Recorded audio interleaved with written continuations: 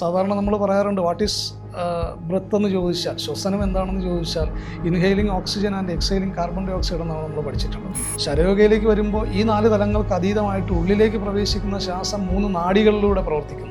പ്രധാനപ്പെട്ട 3 നാഡികളിലൂടെ പ്രവർത്തിക്കുന്നുണ്ട്. ഈ ശരയോഗ വളരെ വിശദമായിട്ട് രേഖപ്പെടുത്തിയ ഗ്രന്ഥം എന്ന് പറയുന്നത് തിരുമൂല നായനാരുടെ തിരുമന്ദിരം എന്ന് പറയുന്ന ഗ്രന്ഥമാണ്. ആധുനിക കാലഘട്ടത്തിലും ഒത്തിരി പഠനങ്ങൾ ശരയോഗയെക്കുറിച്ച് വളരെ അടിസ്ഥാനപരമായിട്ട് ഫോറിനേഴ്സ് തന്നെ നടത്തിയിട്ടുണ്ട്. സാർ, ഈ രാവണൻ എന്ന് പറയുന്ന കഥാപാത്രം നമ്മുടെ രാമായണത്തിലെ രാവണൻ അതൊരു ഫിക്റ്റീഷ്യസ് ആയിട്ടുള്ള കഥാപാത്രമല്ലേ, ഫിക്ഷൻ അല്ലേ?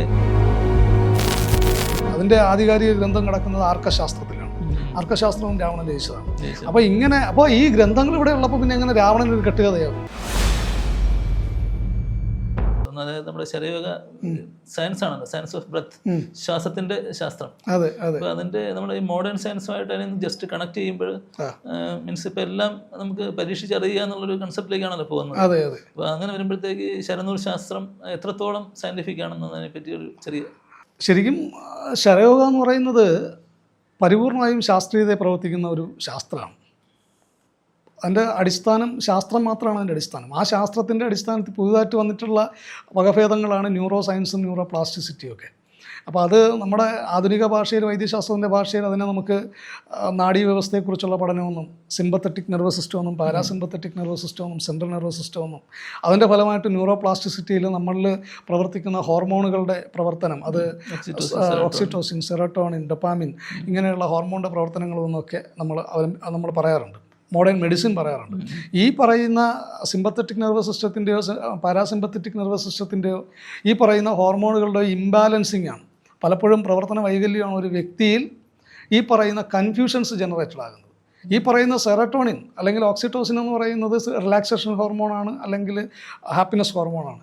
അതിൻ്റെ അളവിൽ വ്യതിയാനം ഉണ്ടായാൽ പാരാസിമ്പത്തറ്റിക് നെർവസ് സിസ്റ്റത്തിന് എന്തെങ്കിലും തരത്തിലുള്ള ശരിയായ പ്രവർത്തനം അവിടെ നടക്കുന്നില്ലെങ്കിൽ ആ വ്യക്തിക്ക് മാനസികമായിട്ട് ബ്രത്ത് കൺട്രോൾ ചെയ്യുന്നതിലൂടെ ഇതിലേക്ക് ഈ ഹോർമോൺ ഇംബാലൻസ് മാറുമെന്നാണ് സാർ പറയുന്നത്. തീർച്ചയായിട്ടും ശരയോഗയുടെ അടിസ്ഥാനം അതാണ്. ഈ ശരിക്കും നമ്മുടെ ഉള്ളിലേക്ക് സാധാരണ നമ്മൾ പറയാറുണ്ട് വാട്ട് ഈസ് ബ്രത്ത് എന്ന് ചോദിച്ചാൽ, ശ്വസനം എന്താണെന്ന് ചോദിച്ചാൽ inhaling oxygen and exhaling carbon dioxide എന്നാണ് നമ്മൾ പഠിച്ചിട്ടുള്ളത്. ശരയോഗ പറയുന്നു കേവലം ഇൻഹെയിലിംഗ് ഓക്സിജനും എക്സെയിലിംഗ് കാർബൺ ഡൈ ഓക്സൈഡും അല്ല ശ്വസനം എന്ന് പറയുന്നത്. ശ്വാസം എന്ന് പറയുന്നത് പ്രാണായാമ വിധിപ്രകാരം 4 തലങ്ങൾ അതിനുണ്ട്. പൂരകം, കുംഭകം, രേചകം, അത് കഴിഞ്ഞാൽ ശൂന്യകം. ഇങ്ങനെ 4 തലങ്ങളുണ്ട്. ശരയോഗയിലേക്ക് വരുമ്പോൾ ഈ 4 തലങ്ങൾക്ക് അതീതമായിട്ട് ഉള്ളിലേക്ക് പ്രവേശിക്കുന്ന ശ്വാസം 3 നാഡികളിലൂടെ പ്രവർത്തിക്കുന്നുണ്ട്. പ്രധാനപ്പെട്ട 3 നാഡികളിലൂടെ പ്രവർത്തിക്കുന്നുണ്ട്. ഈ നാഡികളിലൂടെയുള്ള പ്രവർത്തനമാണ്, അതിനെയാണ് ഇപ്പം സയൻസ് പറയുന്ന sympathetic, parasympathetic, central nervous system. അതിനെ ശരയോഗ ഇട, പിംഗല, സുഷുമ്ന എന്ന് വിളിക്കുന്നതേ ഉള്ളൂ. ഇവിടെ ഈ പറയുന്ന പ്രാണൻ എവിടെ പ്രവർത്തിക്കുന്നോ അത് നിങ്ങളുടെ ഈ പറയുന്ന Ida, Pingala, Sushumna, sympathetic, parasympathetic, central nervous സിസ്റ്റത്തിലൂടെയുള്ള ഊർജ്ജത്തിൻ്റെ പ്രവാഹത്തെയാണ് കറക്റ്റ് ചെയ്യുന്നത്.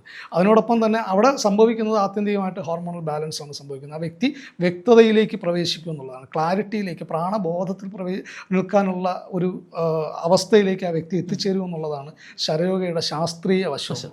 ഓക്കെ സാർ, ഈ ശരയോഗയെ സംബന്ധിച്ച് പരാമർശിച്ചിട്ടുള്ള ഗ്രന്ഥങ്ങൾ അത് ഏത് കാലഘട്ടത്തിലൊക്കെയാണ് എഴുതപ്പെട്ടിട്ടുള്ളതെന്നും അതിൻ്റെ ഒരു തീർച്ചയായും ഏത് ഭാഷയിലാണ്? അതെ അതെ. ശരയോഗയെക്കുറിച്ച് ഇപ്പം ആനുകാലികമായിട്ട് ഒരുപാട് ഗ്രന്ഥങ്ങൾ വന്നിട്ടുണ്ട്. ഞാൻ അതൊന്നും റെഫർ ചെയ്യാൻ ആഗ്രഹിക്കുന്നില്ല. ശരയോഗയുടെ ആധികാരിക ഗ്രന്ഥം എന്ന് പറയുന്നത് ആദ്യമായിട്ട് രേഖപ്പെടുത്തിയ, ശരയോഗ വളരെ വിശദമായിട്ട് രേഖപ്പെടുത്തിയ ഗ്രന്ഥം എന്ന് പറയുന്നത് തിരുമൂല നായനാരുടെ തിരുമന്ദിരം എന്ന് പറയുന്ന ഗ്രന്ഥമാണ്.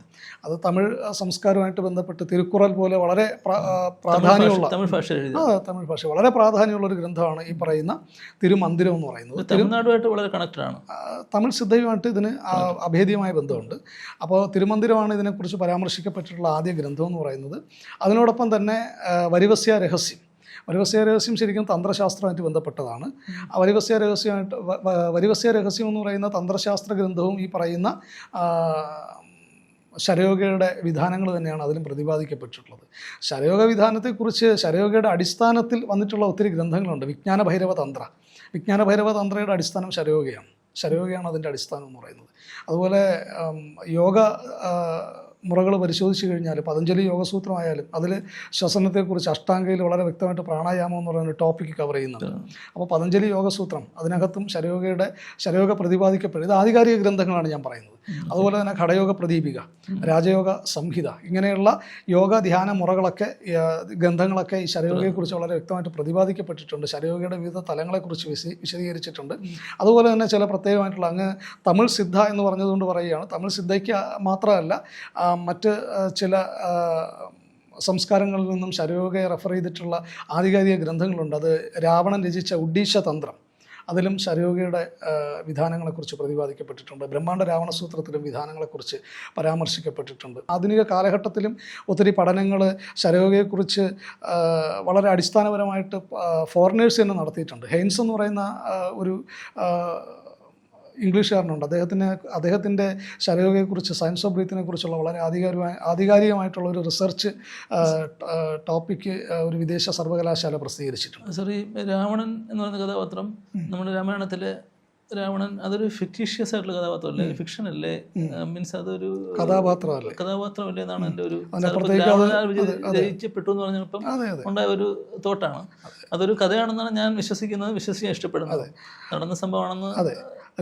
രാമായണം ഒരു കഥയാണോ, അതൊരു പുരാണമാണോ, ഇതിഹാസമാണോ, അതിനകത്ത് യാഥാർത്ഥ്യമുണ്ടോ എന്നുള്ളത് നമ്മുടെ വിഷയമല്ല. എന്നെ സംബന്ധിച്ചിടത്തോളം അതല്ല.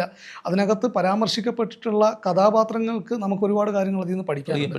അതിൽ രാവണൻ എന്ന് പറയുന്നത് കേവലം ഒരു കഥാപാത്രമല്ല എന്നുള്ളതും അദ്ദേഹം വളരെ പണ്ഡിതനായിട്ടുള്ളൊരു വ്യക്തിയായിരുന്നു എന്നും നമുക്ക് ശരയോഗ അതുപോലെ തന്നെ തമിഴ് സിദ്ധയുമായിട്ടുള്ള ഗ്രന്ഥങ്ങളൊക്കെ പരിശോധിക്കുമ്പോൾ രാവണൻ ചിന്താർമണി വൈദ്യത്തിൻ്റെ സിദ്ധയുടെ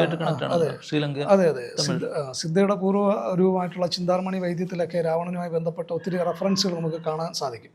അതിൽ രാവണൻ്റെ പല ആധികാരിക ഗ്രന്ഥങ്ങളും, രാവണൻ രചിച്ചു എന്ന് വിശ്വസിക്കപ്പെടുന്ന പല ഗ്രന്ഥങ്ങളും, ഫോർ എക്സാമ്പിൾ BAMS വിദ്യാർത്ഥികളുടെ ഹ്യൂമൻ അനാട്ടമി പഠനം സംബന്ധിച്ച ഗ്രന്ഥമായിട്ടുള്ള ഉടക്കൂർ ശാസ്ത്രം, അതൊരു റെഫറൽ ഗ്രന്ഥമാണ്. ഇപ്പോഴും നമുക്ക് റെഫറൽ ഗ്രന്ഥമാണ്. അത് രാവണൻ രചിച്ചതാണ്. അതുപോലെ തന്നെ സിദ്ധയിൽ ചിന്താർമണി വൈദ്യത്തിൽ സ്ത്രീകളുടെയും കുട്ടികളുടെയും രോഗങ്ങളെക്കുറിച്ച് പ്രതിപാദിച്ചിട്ടുള്ള മാതൃമരുത്വം, അത് രാവണൻ രചിച്ച ഗ്രന്ഥമാണ്. ഇപ്പോഴും ഒരു റെഫറൽ ഗ്രന്ഥമാണ്. ഞാൻ പിന്നെ നേരത്തെ പരാമർശിച്ച ഉഡീഷ തന്ത്രം, അത് ഈ പറയുന്ന ശരയോഗയൊക്കെ കുറിച്ച് പ്രതിപാദിക്കപ്പെട്ടുള്ള ഗ്രന്ഥമാണ്, റിട്ടൺ ബൈ രാവണ. അപ്പോൾ നമ്മളൊക്കെ പഠിച്ചപ്പോൾ നമ്മുടെ ഒരു റെഫറൻസ് ഗ്രന്ഥം ഉഡീഷ തന്ത്രമായിരുന്നു ശരയോഗയിൽ. അത് കഴിഞ്ഞാൽ പിന്നെ ഇതുമായി ബന്ധപ്പെട്ട് ഇപ്പോൾ ഹോമിയോപ്പതി ഡെവലപ്പ് ചെയ്തിട്ടുള്ളത് നീറ്റുമരുന്നുകളുടെയും വാറ്റുമരുന്നുകളുടെയും ഹനുമാൻ ഡെവലപ്പ് ചെയ്തു. അതിൻ്റെ ആധികാരിക ഗ്രന്ഥം കിടക്കുന്നത് ആർക്കശാസ്ത്രത്തിലാണ്. ആർക്കശാസ്ത്രവും രാവണൻ രചിച്ചതാണ്. അപ്പോൾ ഈ ഗ്രന്ഥങ്ങൾ ഇവിടെ ഉള്ളപ്പോൾ പിന്നെ എങ്ങനെ രാവണൻ ഒരു കെട്ടുകഥയാവും? അതെ, അതൊരു ചോദ്യമാണ്. പക്ഷേ നമുക്ക് പെട്ടെന്ന് നമ്മുടെ സാമാന്യ ബുദ്ധി കൊണ്ട് ചിന്തിക്കുമ്പോൾ ഈ രാമായണം, മഹാഭാരതം, അതുപോലെ പഞ്ചതന്ത്രം, ഇത്തരം കഥകളൊക്കെ ഭാവനാസമ്പന്നരായ ആൾക്കാരുടെ സൃഷ്ടികളായി തോന്നുന്നു. 10 തരമുള്ളൊരു സൃഷ്ടി ജീവിച്ചിരിക്കുന്നു എന്നുള്ളത് നമുക്ക് മീൻസ് രാവണന് 10 തരം നമ്മുടെ കഥാപാത്രത്തെ സംബന്ധിച്ചിടത്തോളം പറയുന്നത്. അപ്പോൾ 10 തരമുള്ള ഒരാൾ ചിലപ്പോൾ എനിക്ക് തോന്നുന്നു അത്രയും ബുദ്ധിമാനായിട്ടുള്ള ഒരാളിനെ വർണ്ണിക്കാൻ വേണ്ടിയിട്ട് 10 തരം ഉണ്ടെന്ന് പറഞ്ഞു വെച്ചായിരിക്കണം എൻ്റെ കവി. അതെ, മണിച്ചിത്രത്താഴ് സിനിമയിൽ തിലകം പറയുന്നത് പോലെ 10 തലയുടെ ബുദ്ധിയാണ് എന്ന് പറയുന്നത് പോലെ ആ 10 തല സിംബോളിക്കാണ്.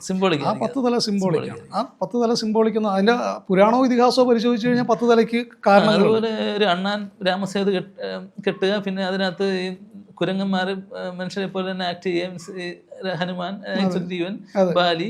അപ്പം നമ്മൾ ആ കഥ എന്നുള്ള സെഗ്മെന്റിലേക്ക് പോകുമ്പോഴത്തേക്ക് ഒരു ഫിക്ഷനായിട്ടാണ് രാമായണം ഫീൽ ചെയ്യുന്നത്. അത് മാത്രമല്ല, നമ്മളിപ്പോൾ രാമരാജ്യം എന്നുള്ള ഒരു കൺസെപ്റ്റിലേക്ക് വന്നിട്ട് ഇവിടെ ആ ഒരു തരത്തിലേക്ക് പോകുമ്പോഴേ ഇപ്പം നമ്മളത് ശരിക്കും പറഞ്ഞാൽ നമ്മളൊരു വിശേഷ ബുദ്ധി കൊണ്ട് ചിന്തിക്കുമ്പം ലോജിക്കൽ തിങ്കിങ്ങിൽ വരുമ്പോഴത്തേക്ക് രാമായണം, മഹാഭാരതമൊക്കെ ശരിക്കും അത് എഴുതിയിട്ടുള്ള ഭാഷ സംസ്കൃതമാണ്.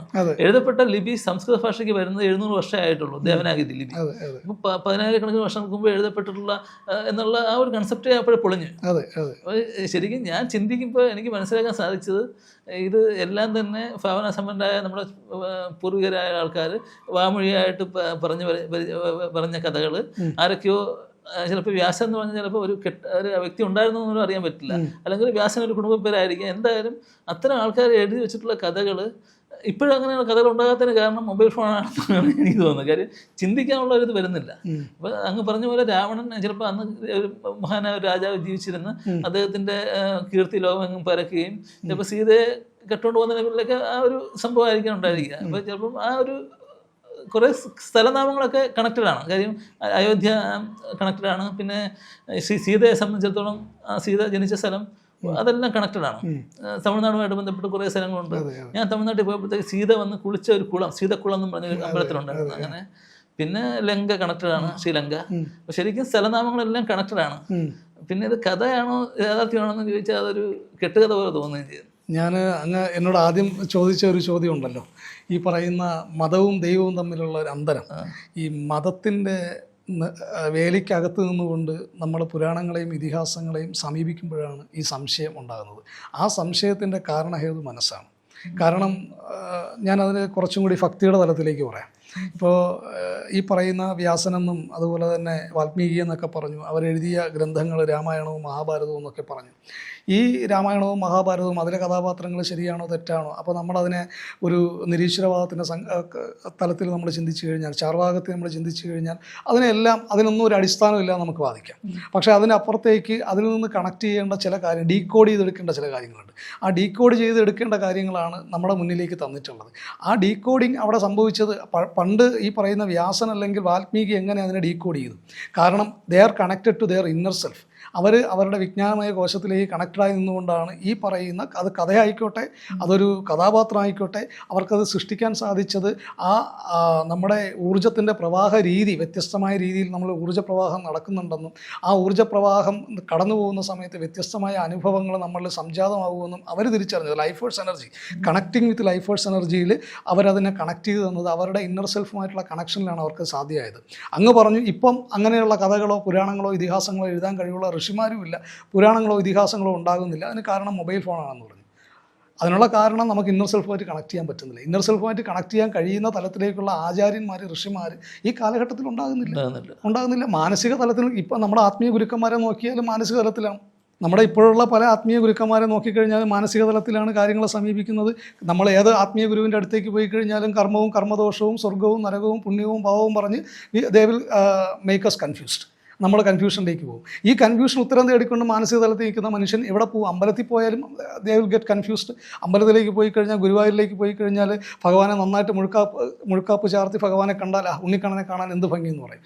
അന്ന് മുഴുക്കാപ്പ് കണ്ടില്ലെങ്കിൽ പറയും അയ്യോ ഞാൻ ഭഗവാനെ കണ്ടു, പക്ഷേ എനിക്ക് അത്ര തൃപ്തി വന്നില്ല. ഈ തൃപ്തിയും അതൃപ്തിയും ഹാപ്പൻസ് ഇൻ മൈൻഡ്. ഡ്യുവാലിറ്റി.